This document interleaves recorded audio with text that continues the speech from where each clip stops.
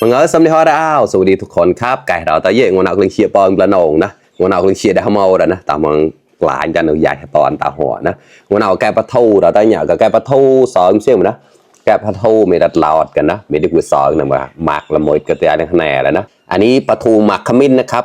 ปลาทูสดไม่ใช่ปลาทูนึ่งนะครับทอดแบบกรอบเลยครับหอมมากครับแต่ตอนตีเหนียวก็ตีแควอัตาดเราแต่นะแควอัตาดเฉยๆแต่อัตาดตีใจอัตาดปลอยนะแกงมันสาวครับเชียร์กับดอกมะนาวแควตาเราถ้าแฉมันก็ได้นะคือเชียร์บอลกับมุจอนะมากินข้าวด้วยกันครับน้ำพริกกะปิมะนาวนะครับเนี่ยแบบมอนครับนี่ถ้าต้องจะขอมากันนะหนักกว่าข้าวนะแฉมันก็ได้แล้วถ้าคือเชียร์กับมุจอนะนับกับบอลลอยดึงเมียงได้แล้วนะก่อนนั้นเราเขาบอกว่าแต่ที่เนี่ยก็กาวหมดนะปลาอย่างนี้แหละnhà đông là cái tầm bấm nào đó tầm món thì tầm mà mẹ ta khép ta lưng bò hoặc là nó xịa cởi cái đấy là tầm đông là cào tầm trong lúc quay cho thâu cái đi mẹ đây là gì là ta nó cái cái của chia thì phải đời lại đời trẻ của một má tao là ta nó lạiเป็นฮอตกับตั้งมาเก่าได้เป็นกองสาวซัพพอร์ตกันนะขอบคุณมากๆนะครับฝากกดไลค์กดแชร์ด้วยนะครับมากินข้าวด้วยกันเลยครับไปลุยเลยครับสอนมาตอบละดาดก็แล้วหวานมากครับร้องอย่างไรละตูดมากนะชักเล็ดมากอะ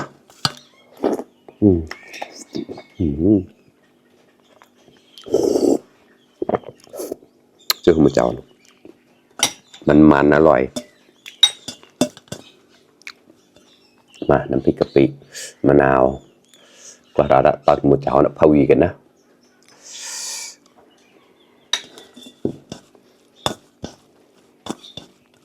พอจะกรอดเสียกันนี่บ่อแล้วว้า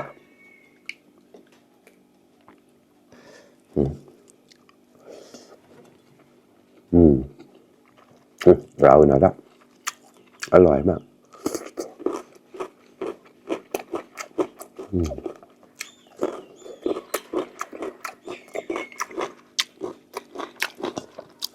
กระดาษมาครับเพื่อนๆทำโตบอกโต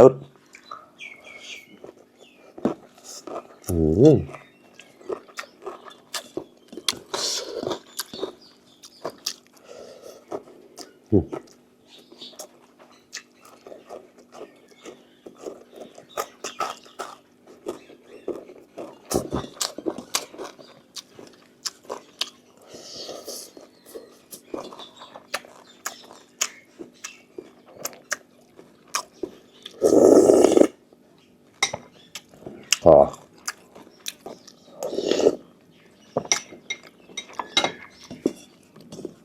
แควตัดครอกมะนาวแล้วถ้าแปลกมา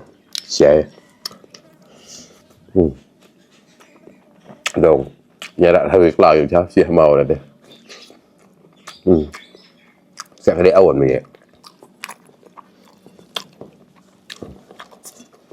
เล็บข้าโด่งแล้วละ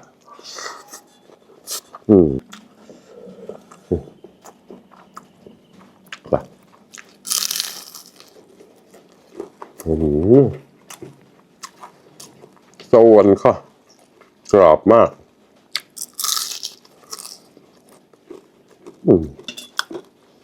หอมขมิ้นครับหมูมีกำเจียมหมดแต่ละ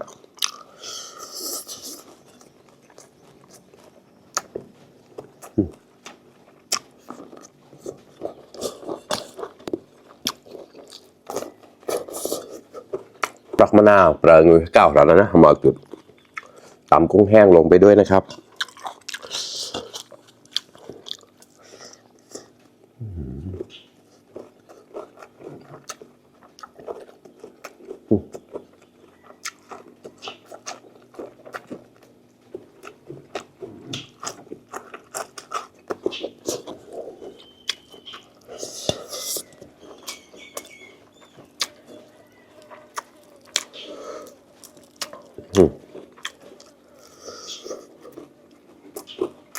แค่ประตูสอนก็แค่ประตูเราเสียดาวด้วยมือปลอมนะแค่เสียคอสำแบบกำลังเสียคอกลางอยู่แน่สุดโซน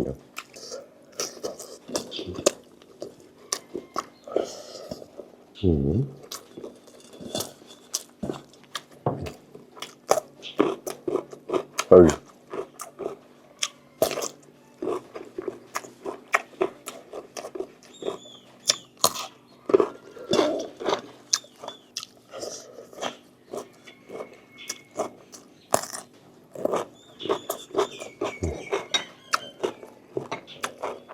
sức khỏe nó tại tí tôi sẽ rọc mà lo làm phùi thế nào chứ chị ở cả nè bận ở cả mai plá này đã khó vậyแล้วก็กะปิแล้วก็น้ำพริกตักลงไปเลยครับเนี่ยแบบเนี้ยคลุกๆให้เข้ากันนะโอ้ยอร่อยแบบสุดๆอ่ะ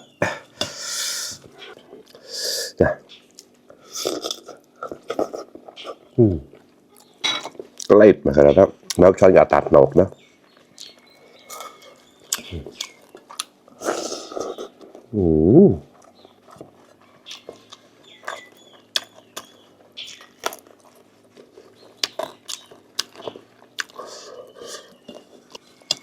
มาครับเพื่อนๆคำโตๆหมอกโตๆรอได้เยอะ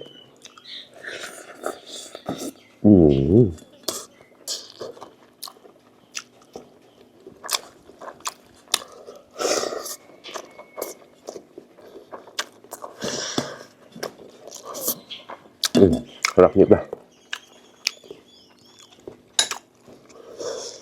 จะรอบหน้าตาผมไม่บอกว่าแควตาแต่ตาผมบอกว่าโมนไปเลยนะ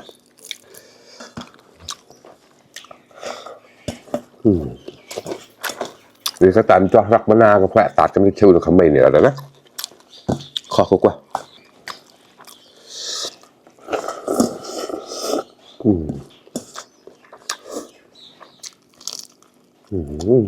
เข้ากัน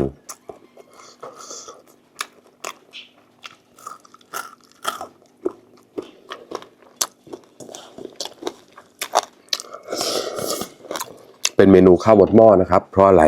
เพราะมันกลืนได้ง่ายมากไม่ทันได้เคี้ยวเลยครับมันลื่นลงไปเลยครับเพราะว่า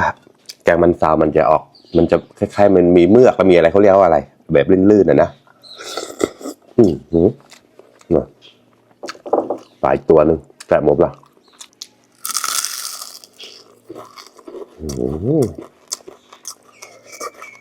กรอบ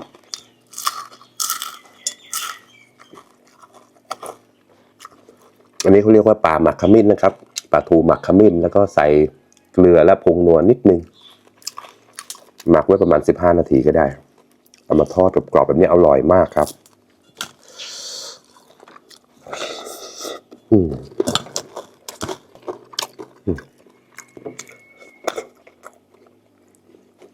ก็เลย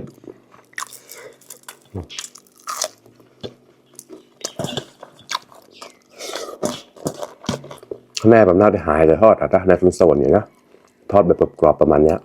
เคี้ยวได้หมดเลยครับไม่ต้องทิ้งนะครับเนี่ยกลางเนี่ยดู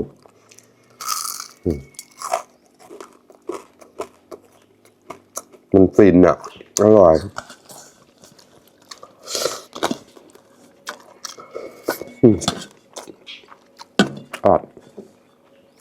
อดจะไม่แปลงอย่างเยอะบ่อยนะ